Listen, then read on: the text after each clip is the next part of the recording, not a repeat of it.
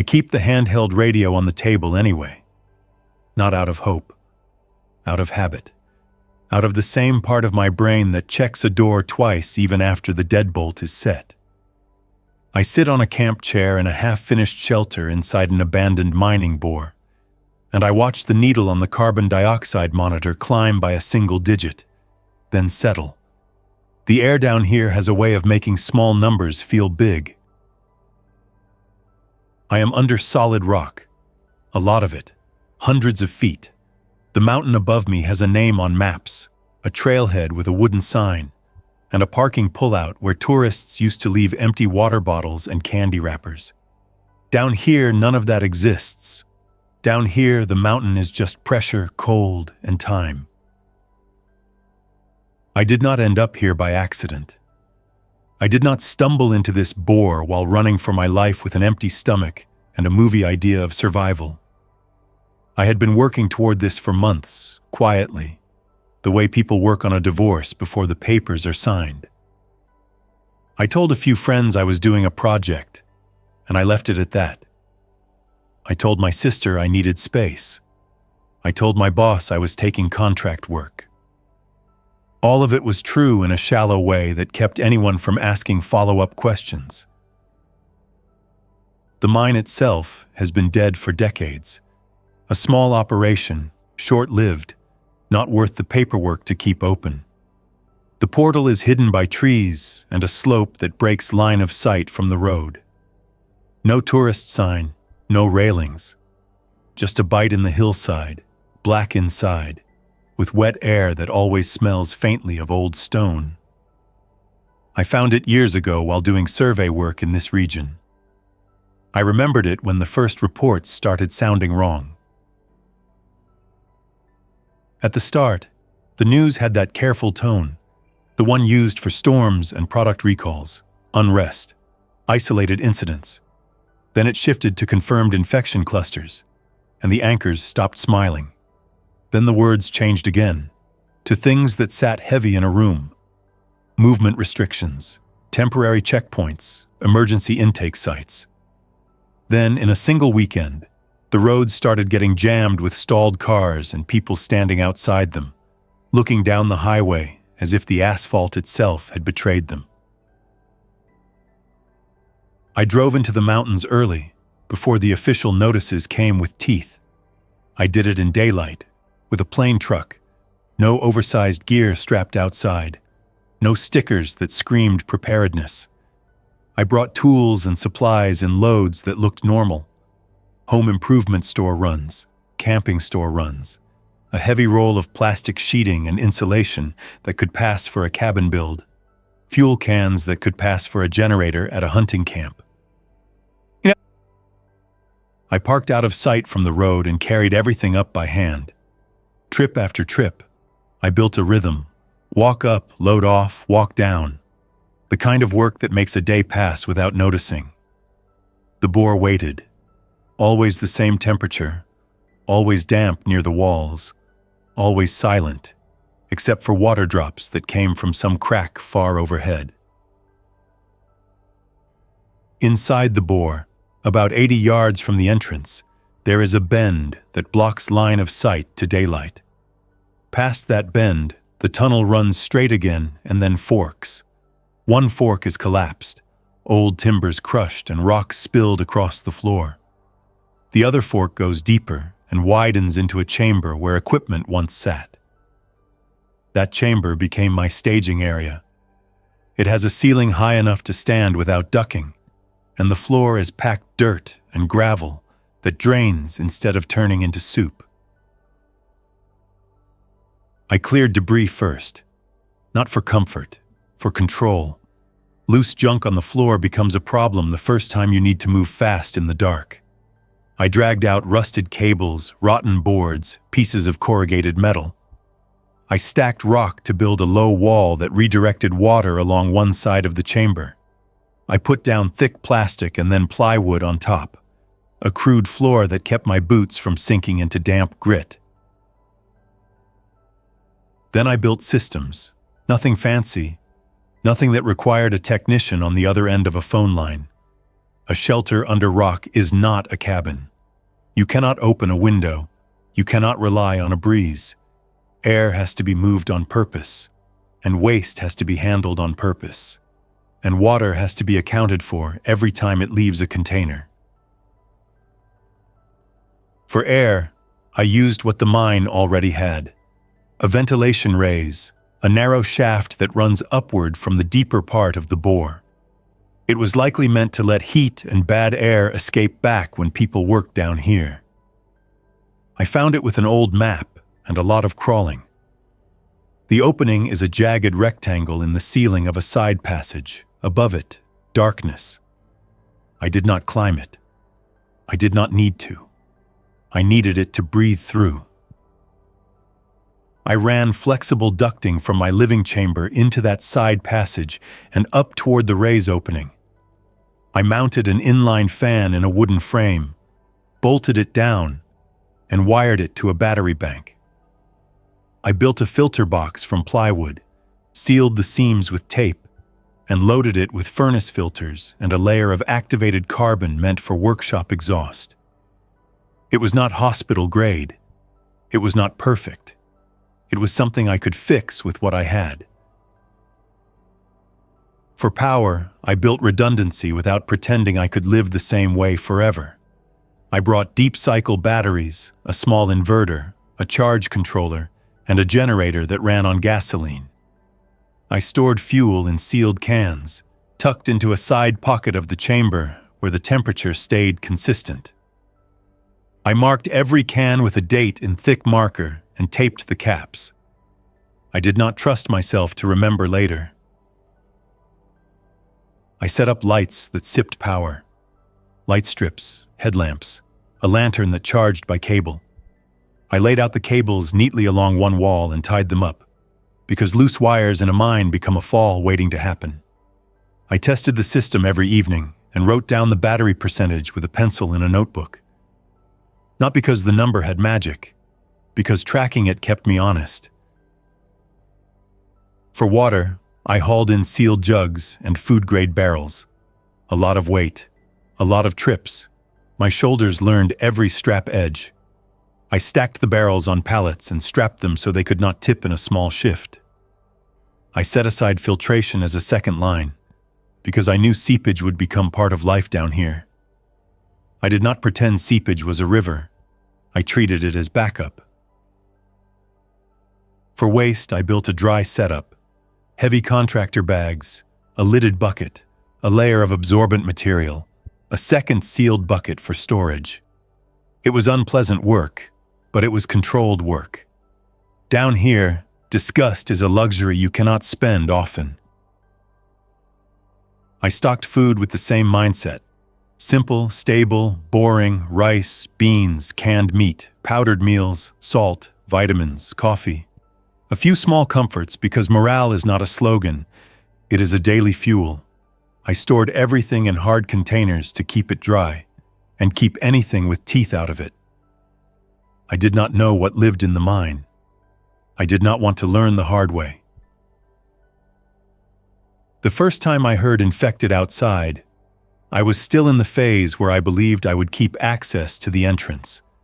I had a steel door planned, a hidden barrier, something I could open and close with a lever. I wanted that option. I wanted to be able to leave if the outside stabilized, or if supplies ran low, or if I needed sunlight to keep my head straight. That belief lasted until the valley below turned into a noise source that never stopped. Not constant screaming, not movie chaos.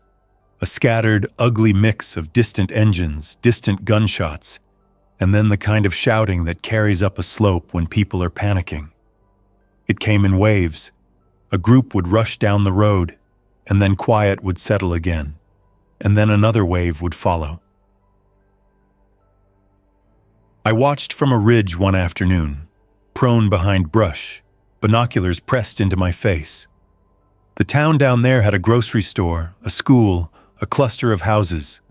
I saw smoke from two places. I saw a line of cars jammed at the main intersection, doors open, nobody inside. I saw movement around those cars that did not match normal human pace or choice.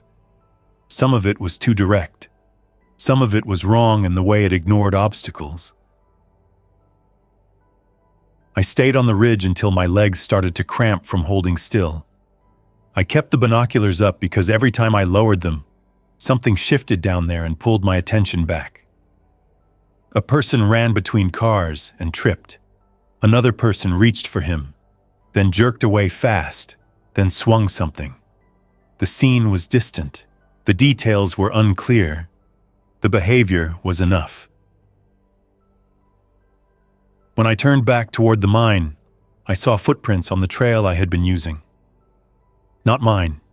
Fresh enough that the edges were crisp. Too many to be a single hiker. Some were boot prints, some looked like sneakers, some were bare. I stopped in place and stood there for a full minute, listening. The forest held sound differently after the world changed. A bird call could mean nothing. A snapped twig could mean a person. A person could mean a problem that never ended. I took a longer route back to the portal, moving slowly, stepping around dry branches. I kept my pack tight to my back and my hands free. I did not rush.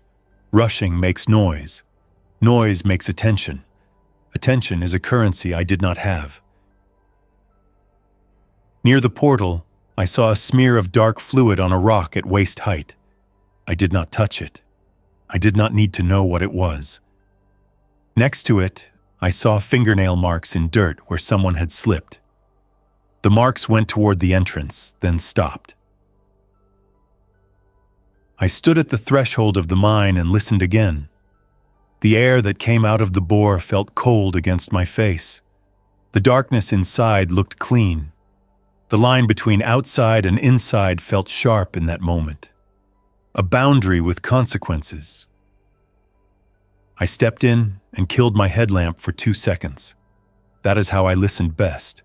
Without the small hum of my own gear, without the tiny distractions. In those 2 seconds, I heard nothing except water drops deep inside. No shuffling, no breathing, no scraping. I turned the light back on and went in. That night, I changed the plan. I pulled out the notebook and crossed out the words, door system. I wrote collapse underneath it. I stared at the word until it stopped looking like a word and started looking like a decision. I did not have explosives. I did not have a way to blast rock. I had a way that was slower, quieter, and still final. The entrance had old timber supports near the portal, beams that once kept the first stretch stable. The mine operators had left them in place. Time had softened them. Moisture had weakened them. It was a structure waiting to stop being a structure. I spent the next day preparing. I moved critical supplies deeper, past the bend, into the chamber. I staged tools in 2 places so I could reach them without crossing the main path. I set up a secondary light string along the floor at ankle height so I could follow it without thinking. I checked the ventilation fan and ran it for an hour while I watched the carbon dioxide number. It held steady. I also set aside a small bag with essentials, not for escape, for a different reason. If the collapse went wrong and blocked my chamber, I needed a way to survive in a smaller pocket until I could dig through. That bag had water pouches, a headlamp, spare batteries, a pry bar, a folding shovel, protein bars, and a compact filter mask. It was not comfort. It was time. In late afternoon, I walked back toward the entrance with a crowbar and a handsaw.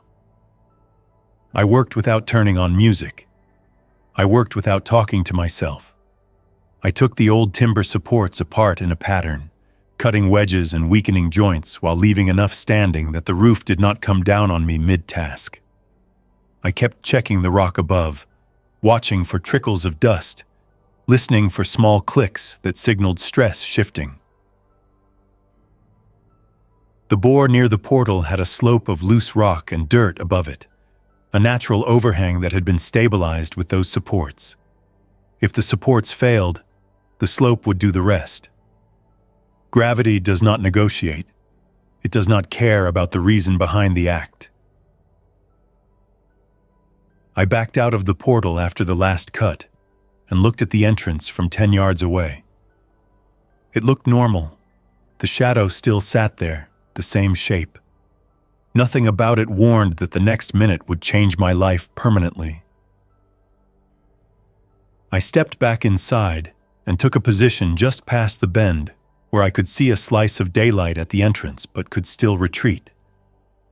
I had a rope tied around my waist, the other end fixed to a bolt I had drilled into the wall. Not to save me from collapse, to save me from panic. A tether forces decisions to remain physical. I pulled on the rope attached to the last weakened brace. The brace shifted. A crack traveled up through the old wood, loud in the tunnel. Dust trickled from the roof. I pulled again. The brace gave way. The sound was not a dramatic blast. It was a deep, rolling grind, then a heavy thud that I felt through the soles of my boots. Rock and dirt poured into the portal. The daylight narrowed, then broke into slices, then vanished. A wave of dust rolled down the tunnel toward me, and I stepped back fast, turning my head away, pulling my shirt up over my mouth. The dust tasted of stone and old rot. It filled the beam of my headlamp and made the air look thick. I retreated to the chamber and shut the inner tarp door I had hung as a dust barrier. I crouched and waited, not in a calm way, in a listening way. The bore kept settling for a long time. Small rocks clattered. Dirt slid. Then it stopped, and the only sound left was my ventilation fan. I stood up and walked back toward the bend. I moved slowly because rushing in a mine after a collapse is how people get trapped. The floor had new grit on it. My boots left tracks in it. The air still held dust. My headlamp beam caught it in drifting swirls. At the bend, I stopped and looked toward where the entrance had been. The tunnel was sealed by a wall of rock and dirt that filled the space from floor to ceiling. It was not a neat plug. It was jagged, layered, compressed. The portal was gone. The outside was gone. I put my palm on the rock face. Cold, rough, real. The mountain had closed its mouth. I stood there for a long time, staring, until my eyes started to skip over the details, and my mind tried to supply alternatives. I did not let it. I turned and went back to the chamber, because the first rule of survival down here was simple. Do not waste time on wishes. I marked the moment in my notebook. Day 1, sealed. Time, 7:41 p.m. Air system running. No external exit. The first week is a list of chores. Dust cleanup, seal checks, a constant hunt for small problems. Dust gets into bearings. Dust gets into battery contacts. Dust sticks to damp surfaces and turns them gritty. I wiped every shelf and every container. I took the filter box apart and replaced the first filter layer after 3 days because it turned gray and heavy. I slept in chunks. Not because I could not sleep, because my schedule kept shifting. The mine had no dawn and no dusk. If I stayed still too long, my sense of time turned sloppy. So I forced structure. Wake, air check, water check, battery check, waste handling, meal, maintenance, work block, meal, light exercise, journal, sleep. I gave myself tasks even when nothing seemed wrong. I inspected the ducting with my hands, feeling along it for holes. I checked wire ties for looseness. I watched the carbon dioxide monitor and wrote the number down every 4 hours. I rotated water barrels in my mind, not physically, planning which one to open next. I also listened. The mine carried sound in strange ways. A drip from a new crack sounded different than an old drip. A settling stone sounded different than a rat. I did not hear rats at first, and that absence itself sat in my attention. I found old droppings in a side passage on day 4, dried and crumbling, from years ago. Nothing fresh. That was a small relief that I did not celebrate out loud. On day 8, I heard the first structural shift. Not a collapse, not a dramatic event. A single sharp pop from somewhere overhead, followed by a faint rain of grit in a passage near the bend. I went to look with a flashlight and a hard hat. The grit lay in a narrow stripe on the floor beneath a hairline crack that had not been there before. The crack ran along the roof seam where 2 layers of rock met. It looked thin, but it was new and new matters. I took a marker and drew a line across the crack, a simple reference point. Then I measured the line's distance from a bolt I had set in the wall earlier. I wrote the measurement down. Then I installed a temporary support under that seam, a screw jack I had hauled in for this exact purpose. I tightened it until the roof stopped creaking when I pressed up with a pry bar. That night, I did not sit in the chair with the radio. I sat in the chair with the crack in mind. The mountain was not trying to kill me on purpose. The mountain was simply being a mountain. It moves. It breathes in slow ways. The old mine had been stable for years, but I had changed it. I had shaken it with a collapse near the entrance. I had added weight in barrels and batteries. I had introduced vibration from a generator. I had built a life in a place that was never meant to hold one. On day 10, water seepage became a daily reality instead of a background nuisance. A damp patch on the wall near my food storage grew until it formed a slow trickle. It ran down the rock and pooled under a shelf. I caught it in a pan and watched it for a full hour, waiting to see if it was a brief release or a new path. It did not stop. I moved the shelf and pulled the containers back. I laid down plastic sheeting against the wall and built a small channel with rock and sealant, guiding the trickle toward the side drain I had made.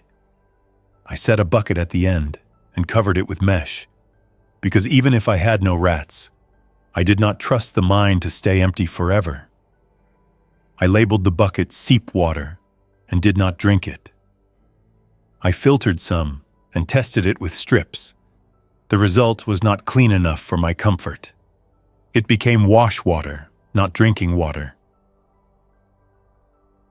On day 13, equipment degradation showed its first teeth. The inline fan started making a faint ticking sound once per rotation. I shut it off and pulled it apart.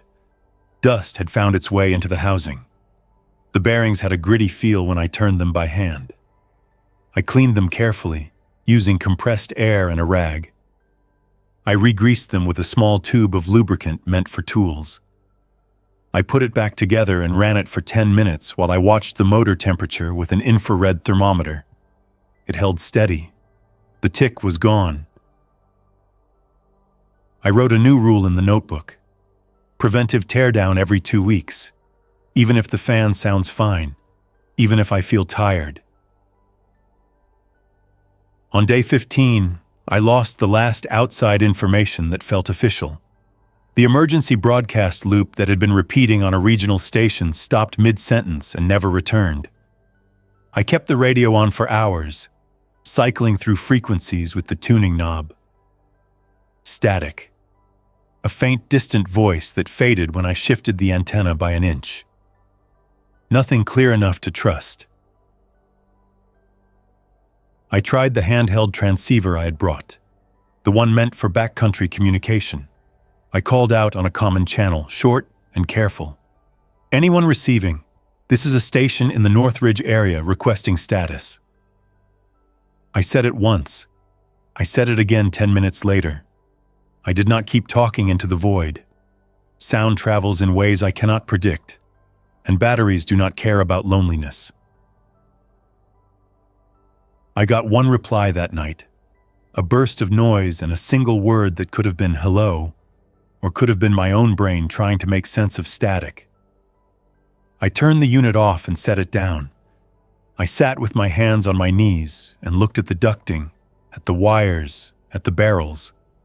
The shelter felt smaller when the world stopped speaking. By day 20, I learned that isolation does not arrive as a wave. It arrives as a series of small endings.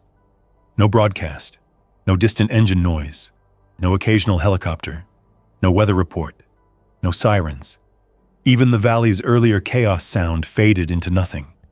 The mountain outside went quiet in a way that felt different from normal wilderness quiet. Normal wilderness has patterns. This quiet felt emptied. I stopped running the generator daily. The fuel smell bothered me in the enclosed air, even with ventilation running. I switched to running it every third day, then every fourth, adjusting my power use around it. I charged the battery bank in controlled sessions, then shut the generator down and let the space cool again. I wiped surfaces after every run because fumes cling to fabric and plastic and then return to your nose later, surprising you when you think the air is clean. I also began to treat light as a resource with a cost. I kept one main LED strip on at low brightness in the chamber, and I used headlamps for tasks. I turned lights off when I left a passage. I did not keep areas lit just in case. If something needed me in a hurry, my headlamp would come on either way.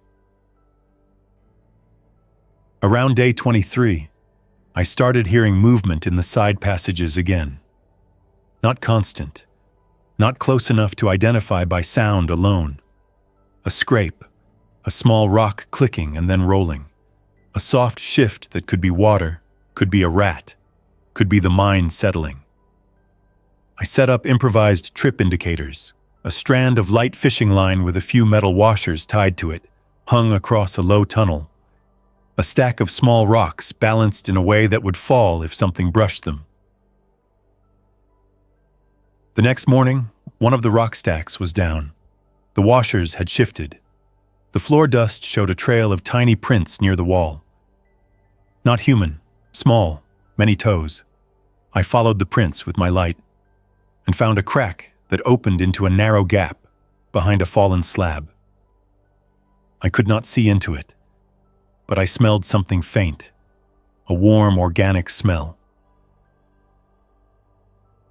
I set traps that afternoon, the simple kind that did not require poison, a snap trap in a protective box so I could avoid stepping on it, a second trap near the water channel. I did not do it out of anger. I did it because rodents carry problems I could not treat down here. I caught one on day 25, a rat, full-grown, dark fur, eyes open. The sound of the trap was a single sharp click that echoed. I stood over it for a long time before I moved. The animal was dead. There was no drama to it. I used gloves and a shovel. I placed it in a bag. I sealed the bag. I stored it in a dedicated waste bucket with a lid and set it away from the living area. I wrote bio-waste on the bucket in marker. The rat changed my routine. I inspected every food container again. I tightened lids. I moved anything edible off the floor and onto hanging shelves. I wrapped critical supplies in secondary plastic.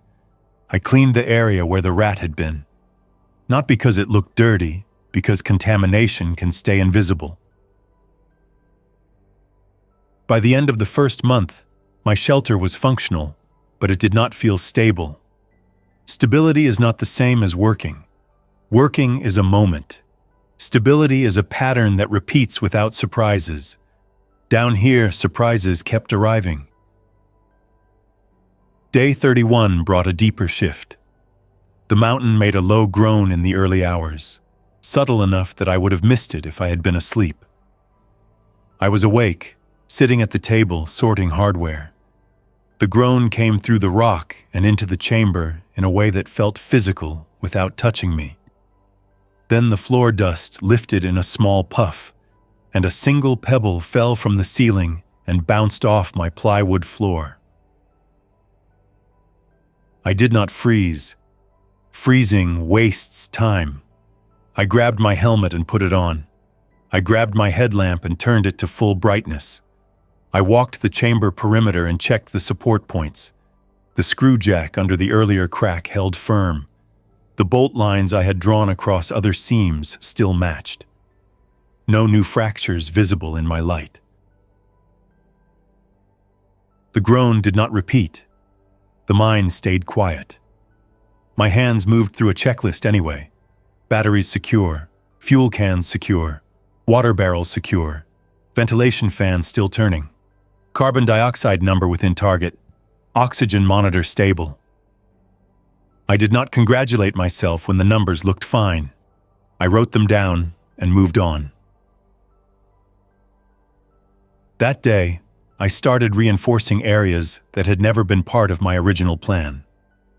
I installed additional rock bolts in a passage that led to storage. I used a hand drill and a small battery impact tool. The work was slow. The bolts bit into stone with a squeal that made my teeth feel gritty. I set metal mesh against a section of ceiling that looked flaky and anchored it. The mesh was ugly. Ugly was acceptable. Ugly meant rock stayed where it belonged. I also began to think in terms of permanent burial, not months. That is when the mental strain turned into something practical. If I stayed here long term, fuel would end. Filters would load up. Batteries would degrade. Food would run out. Water would become a problem. The only way to survive long-term underground is to replace what you consume. I could not grow a garden in rock. I could not drill a well without equipment I did not have. I could not create fuel. So I looked for alternatives that existed inside the mine itself. The old map showed a second raise farther back, a narrow shaft that might reach near the surface or connect to a collapsed outflow. It had been marked as vent, not exit. I had ignored it because one shaft was enough for air, and I did not want to spend risk on exploration. Now risk had a different shape. On day 35, I packed a small exploration kit: headlamp, spare batteries, chalk, a short rope, a pry bar, a folding saw, a can of marking paint, and a compact gas monitor. I also carried a handheld radio, not because I expected conversation, because if I found a path that reached closer to the surface, signal might improve. I moved through the mine slowly, checking footing. Past my living chamber, the bore narrowed and the air got colder. Water ran in thin threads along the walls. The ceiling lowered in places, forcing me to crouch. The mine smelled different here, a mix of damp stone and something metallic. The light beam cut tunnels into darkness. I found the second raise after an hour of careful movement. It was a vertical slot in the ceiling, not as clean as the first. Old ladder rungs were embedded in the rock, corroded and half missing. A scrap of wood was wedged into one side, broken. I stood under it and aimed my light up. The beam disappeared into black. I did not climb. Climbing would have turned a simple exploration into a commitment. I did something safer. I tied a small weight to a string and threw it upward until it caught on something. Then I pulled gently and listened. The string moved with friction against stone. No hollow echo, no wind on the line. That did not prove anything, but it told me something. This raise did not connect to open air, at least not in a way that let air move freely. I marked the area with paint and chalk and turned back. On the return, I stopped twice to listen, because mines hide sound tricks. Once I heard a faint tapping that made my shoulders stiffen. I tracked it for 5 minutes and found it was water dripping onto a metal plate, steady and meaningless. I moved the plate. The tapping stopped. I kept walking. That night, I sat with the map and my notebook and made a plan for the next month. It had fewer comfort tasks and more survival tasks. Build a deeper sump, expand waste storage, improve rodent barriers, create a sealed clean zone for food handling. Find a way to extend ventilation reliability without burning motor life too fast. I also started talking out loud again, briefly, while working. Not long speeches, short instructions to myself. Tape that seam. Tighten that clamp. Mark that crack. The sound of my own voice in the chamber made the space feel less empty. It also reminded me that I was still a person with a name, not just a set of chores. On day 41, the first serious water event hit. It came after a day of distant thunder that I could not hear but could sense in the seepage rate. The trickle near the food wall thickened into a steady run, and the bucket filled in an hour. Then another seam in a side passage began to weep. Then the floor drain line I had built started to overflow because it could not handle volume. I moved fast, not in panic, in sequence. I cleared the drain channel of grit. I widened it with a shovel. I redirected flow using sandbags I had stored for this exact reason. I set a second bucket under the new seep and labeled it. I moved electrical gear off the floor and onto elevated boards. I ran the generator to power the sump pump longer than usual, accepting the fuel cost because water in the wrong place destroys everything. The pump kept up for 6 hours, cycling on and off, buzzing through the rock. The water level in the sump dropped, then held. The seep slowed after midnight. The air smelled damp and slightly sour from wet rock exposed to warm shelter air. I turned on a small dehumidifier for 2 hours and watched the battery percentage drop. I shut it off and accepted the damp. The next morning, I woke to a thin film of moisture on the plastic sheeting near the wall. I wiped it with a rag and saw a faint greenish smear, the start of something living where I did not want life. I mixed a cleaning solution and scrubbed the area. I increased air circulation across that wall by adjusting the ducting direction. I moved stored items another foot away from the damp zone. Day 45 brought the first moment where my mind tried to bargain. Not with the mountain, with myself. A thought kept repeating while I worked. You can dig out. You can reverse it. You can go back. The thought did not care that reversing a collapse from inside a mine is slow, dangerous, and uncertain. The thought did not care about what waited outside. It wanted an open door. I did not dig. Digging was not a quick project. Digging would have required days of hauling rock through a narrow space with no guarantee of success. Digging would also send sound and vibration through the sealed tunnel. If infected had wandered near the old portal area, vibration could draw attention. Even if infected did not, people might. People in collapse conditions look for resources. A mine plug looks interesting if someone believes something is behind it. So I did something else. I built a second barrier inside, deeper than the collapse. A reinforced wall of stacked rock and timber and sheet metal, anchored to bolts in the tunnel walls. If something broke through from the outside, it would hit that barrier. If water pushed through the collapse, it would slow. If my mind demanded a sign that I was not trapped by a single failure point, the barrier gave it. By day 50, the calendar in my head started slipping. The notebook became my anchor. I drew a simple grid on one page and marked each day with a dot and a note. Filter changed, generator run, water event, rat caught, crack checked. The act of writing kept time from turning into one long gray stretch.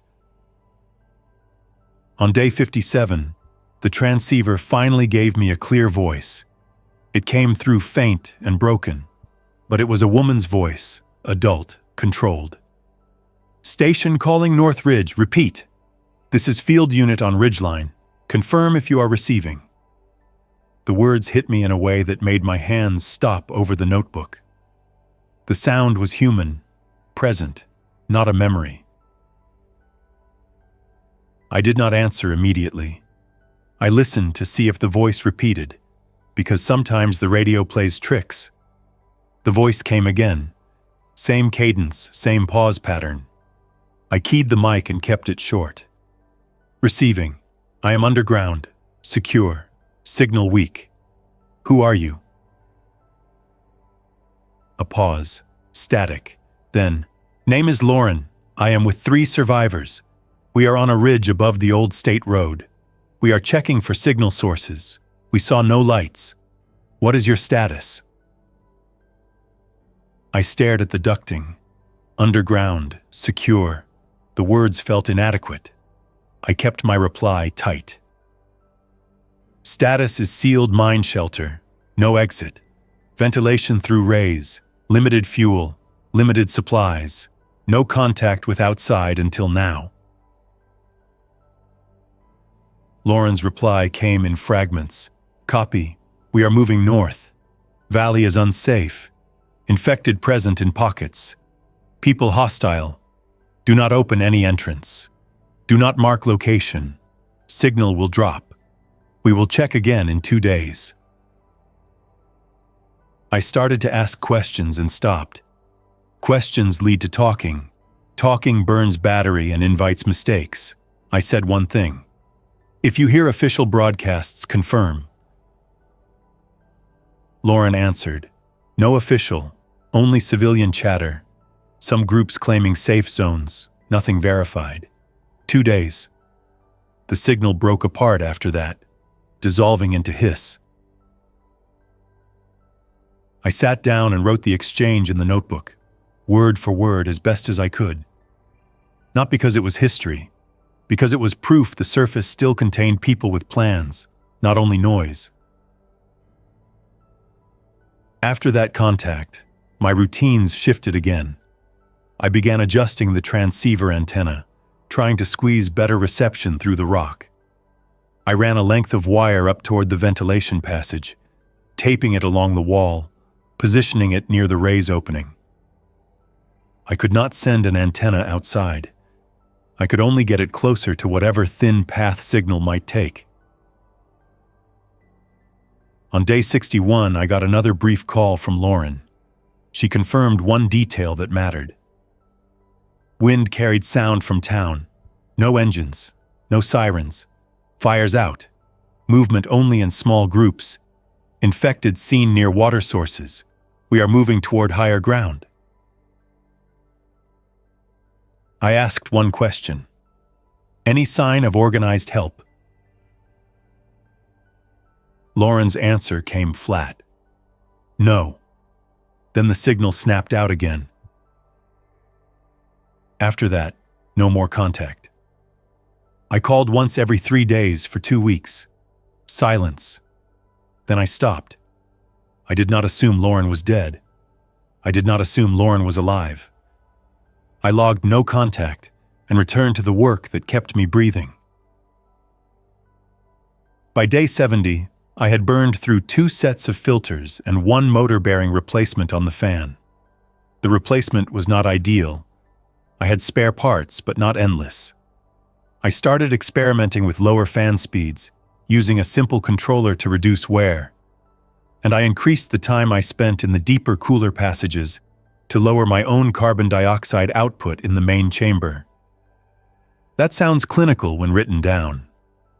In practice, it meant doing tasks that needed doing anyway in the colder, darker parts of the mine, then coming back to the chamber for meals and sleep. I also began drilling a small side alcove specifically for food preparation. Not a new room, a carved-out space with plastic sheeting and a sealed door flap, a place where I could keep dust down and keep rodent risk lower. I built a hand wash station with a foot pump and a basin. I kept soap and sanitizer there. I treated it as a clean ritual. Clean hands before touching food, every time. It gave me a sense of control that nothing else offered. On day 78, a new crack appeared above the storage corner. I found it because dust fell in a thin line overnight. I marked it, measured it, and installed a second screw jack. When I tightened the jack, I heard a faint grind from the rock above, then silence. I left the jack in place and added a steel post I had been saving. I bolted it to the floor and the ceiling with plates and anchors. It was ugly. It stood there like a warning. The mental strain in that period did not show up as sadness. It showed up as mistakes trying to form. I would reach for a tool and grab the wrong one. I would set down a battery and forget where. I would read a number off a monitor and realize 10 seconds later I could not remember it. That is how dangerous starts down here. Not with a scream, with a small lapse. So I built systems to protect me from myself. Every tool had a hook. Every hook had a label. Every label was thick and plain. I created checklists on laminated paper and hung them by the door flap. Morning check, evening check, generator run procedure, pump procedure, fan teardown steps. I followed them even when I felt confident. Confidence is not a survival resource. At roughly 3 months, based on my notebook grid, I reached the point where supplies shifted from comfortable to limited. Not in the sense of starving, in the sense that every container opened mattered. I started weighing food portions with a small scale and logging them. I reduced coffee. I reduced sugary items. I kept protein steady. I kept salt steady. I kept water intake consistent, using a measured bottle so I did not drift into waste. I also started collecting seep water more aggressively, filtering it in multiple stages, then boiling it on a small stove that vented into the main duct line. The boiled water was not pleasant. It carried a faint mineral taste that clung to the back of my mouth. It was safe enough based on my test strips and on the lack of stomach trouble. I used it to extend my stored supply. On day 94, I found something that changed the long-term equation. It happened during a routine inspection deeper in the mine, in a passage I had avoided because it narrowed and smelled stale. I went there because avoiding places for no reason becomes a habit, and habits grow into blind spots. The passage had a low ceiling and a floor that dipped. I crawled the last 10 feet on my knees, headlamp beams scraping the rock. Then I felt air moving across my face. Not from my ventilation system, from ahead. A faint, steady flow that carried a hint of pine and cold. I stopped and killed my headlamp for a second, listening. In the dark, I could hear it better. A soft whisper of air passing through a crack. I turned the light back on and moved forward until I found the source. A fissure in the rock wall, narrow, irregular, about the width of my hand in places. Beyond it, black. I held a strip of tissue near the fissure and watched it flutter. The airflow was real. That meant connection. Not a doorway, not a tunnel I could walk through. A path to somewhere with different pressure, which usually means closer to the surface or connected to another opening. I did not try to widen it that day. Widening rock cracks can turn into collapse triggers. I marked the fissure and returned to the chamber with my mind stuck on one idea. Fresh air means the possibility of running the fan less. Fresh air means filters last longer. Fresh air means I can keep living without burning fuel at the same rate. The next week became a careful project. I built a small intake box around the fissure using plastic and sealant, turning a chaotic crack into a controlled intake point. I installed a filter layer there too, because fresh air also carries spores and dust. I ran a narrow duct line back toward my main system and added a one-way flap so air could flow in without allowing backflow. I tested it by shutting the main fan down for 15 minutes and watching the carbon dioxide number. It climbed slower than before. That was enough to matter. I adjusted my entire air plan around that fissure. The main fan became a periodic tool instead of a constant necessity. I ran it in short cycles to refresh the chamber and clear humidity. I relied on passive flow through the fissure for baseline exchange. That change alone extended my power outlook in a way that felt tangible. The mountains still shifted. Water still seeped. Rats still appeared occasionally, and I kept trapping and sealing and cleaning. My world remained small, but the air stopped feeling brittle. The chamber stopped feeling like a sealed jar. At around 5 months, based on the notebook, I faced the biggest decision I had avoided since the collapse. The question of escape kept returning. Not because I wanted daylight, because part of my brain demanded information. Without information, every plan becomes fantasy. I needed to know if the surface remained a death zone, or if it had entered a different phase. I could not dig out the main entrance without days of labor and risk. I could not climb the raise shafts safely. The fissure airflow offered a new idea. If I could trace the fissure path, if I could widen it gradually and create a small inspection route, I might be able to reach a point where I could hear surface sound directly, maybe even see light through a crack, without creating a full exit. So I started digging into rock. Not with a fantasy of carving a tunnel through a mountain in a weekend, with a slow, careful method. I drilled small holes along the fissure edge with a hand drill and a masonry bit. I used expanding grout, the kind that cracks rock quietly as it cures. I waited. I listened. I removed loosened fragments by hand. I repeated. The work took days. The fissure widened by inches, not feet. Each time it opened, airflow changed, and I adjusted the intake box to keep it controlled. I wore eye protection and a mask. Dust coated my gloves and stuck to my forearms.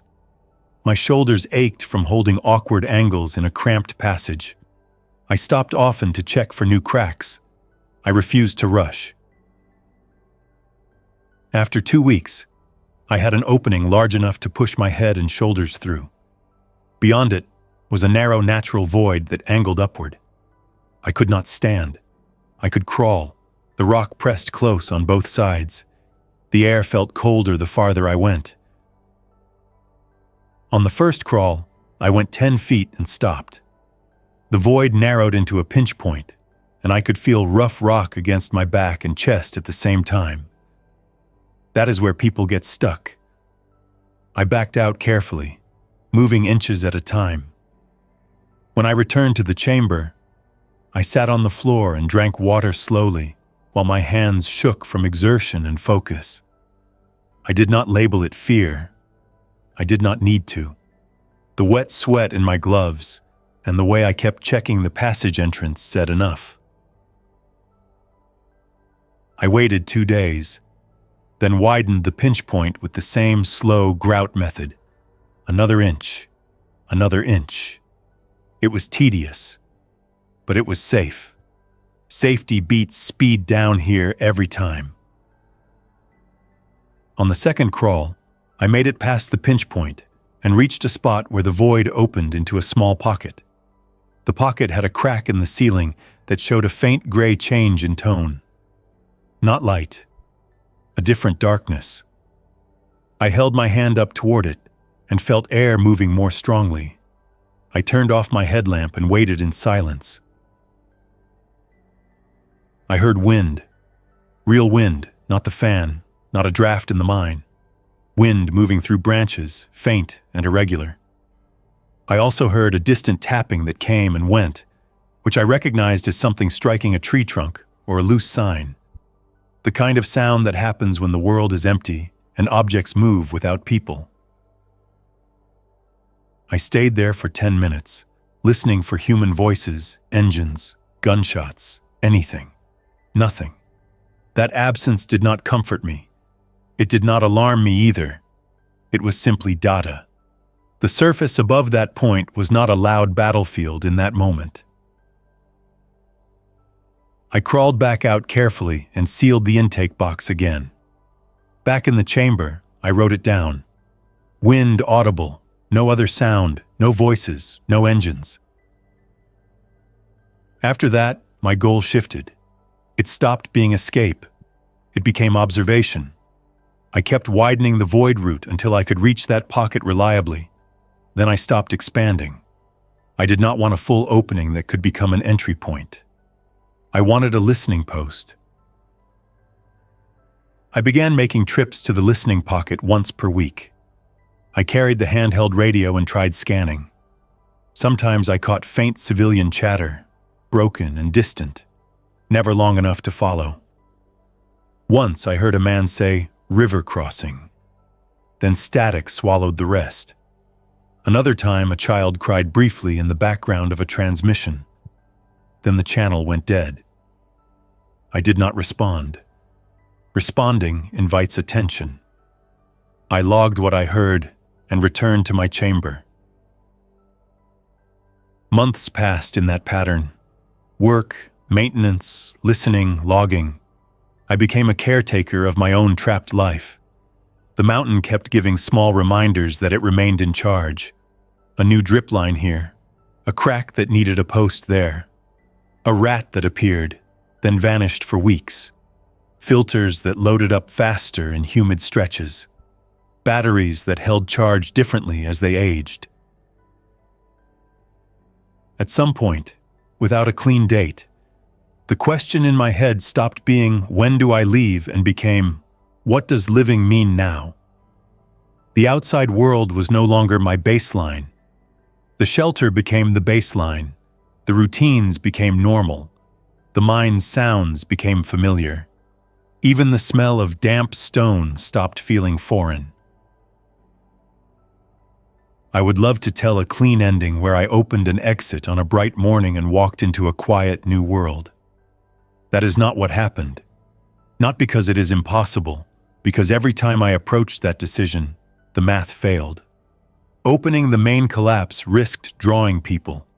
A new tunnel risked collapse and exhaustion. The listening pocket gave me enough air and enough information to continue without gambling everything in one move. So I stayed buried. Not as a dramatic gesture, as a choice made again each day. I fixed what broke. I tracked what mattered. I conserved what could not be replaced. I built small improvements when I could. I kept the radio as a tool, not a lifeline. I treated the mountain as a living structure that required respect. Today, based on my notebook count, it is day 212 since the collapse. It is 9:03 p.m. by my watch, the one I wind every week so it stays honest. The ventilation fan is off right now, and the air remains steady because the Fisher intake is breathing for me. The sump is low. The filters have another month based on load. Food remains organized, boring, dependable. The listening pocket is ready for my next check in 2 days. I sit at the table and sharpen a pencil with a knife. The graphite curls into a thin ribbon and falls onto the wood. The sound of it is small, but it fills the chamber. I look at the rock wall across from me, where my day grid covers several pages, dots and notes and dates. There is no rescue plan written there. There is no heroic timeline. There is just proof that I am still here, and that I have not let the mountain take me in a single bite. If the surface becomes safe enough for a human life again, I might learn it through the listening pocket. I might hear engines. I might hear voices that sound organized. I might catch a broadcast with clear language and consistent power. If that happens, I will face the exit decision with numbers in front of me instead of guesses. Until then, this remains what I can defend. Solid rock above, work in my hands, air moving through a crack that I turned into a lifeline without turning it into a door. Some nights, when the mind settles and a pebble drops from the ceiling into the dust, my hand goes to the nearest post instinctively, checking that it holds. I do that without thinking now. The same way I check the monitor, the same way I check the water line. It is not drama, it is maintenance. Maintenance is what keeps a buried man alive. Tomorrow, I will replace the first stage filter at the Fisher intake. I will clean the fan housing even if the fan sounds fine. I will rotate the next food container into the kitchen alcove. I will inspect the crack above storage and remeasure it. I will reset the traps, not because I expect a rat, because that is how problems stay small. I will end the day with 1 cup of boiled seepwater mixed with powdered drink, because the taste keeps me from treating it as nothing. Then I will sleep. Not perfectly, not for 8 clean hours. In blocks, with my helmet within reach and my headlamp hanging from the same hook it always hangs from. The mountain will keep being a mountain. The world above will keep doing whatever the world above does now. I will keep doing the only thing that has worked since the day I erased my own entrance. I will keep making it through the next hour, then the next, until the notebook runs out of pages or the radio gives me a reason to risk the surface.